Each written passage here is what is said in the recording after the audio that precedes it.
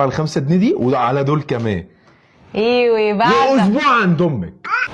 يا وحش. ايه ده فيه؟ عندي ليك حته جين تحدي. ايه هو؟ اوعى وشك. ايه هو؟ بص، انت هتشرب دول وانا هشرب دول، واللي هيخلص الاول هياخد ال200 جنيه دي. 200 جنيه؟ يا بقى ده اللي معايا. ايه ما يصحش.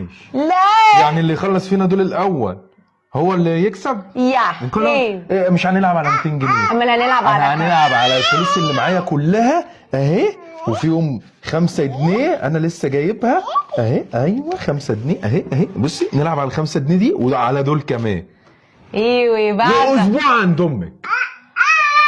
اسبوع عند امك ما لو مش هتاخدي ولا جنيه ولا جيني. هتروح عند امك. هروح عند امي. ماشي.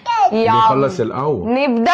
أيوة بس يلا. بشرط ايه؟ لا انت تلمس كوبايه من الكوبايات دي ولا اني المس غطا من الغطيان دي. هو انا هلمس كوباياتك ليه؟ يلا عشان نبدا.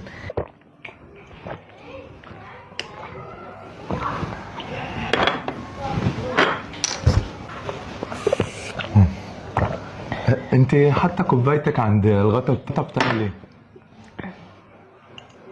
ها؟ انت مش حاطه شايله الكوبايه من عند حاطه الكوبايه ليه على ايه؟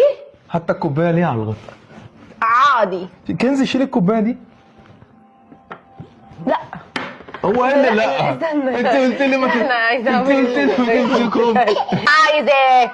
انا خلصت الاول. يلا سلام عليكم حبيبي وابن حبيبي.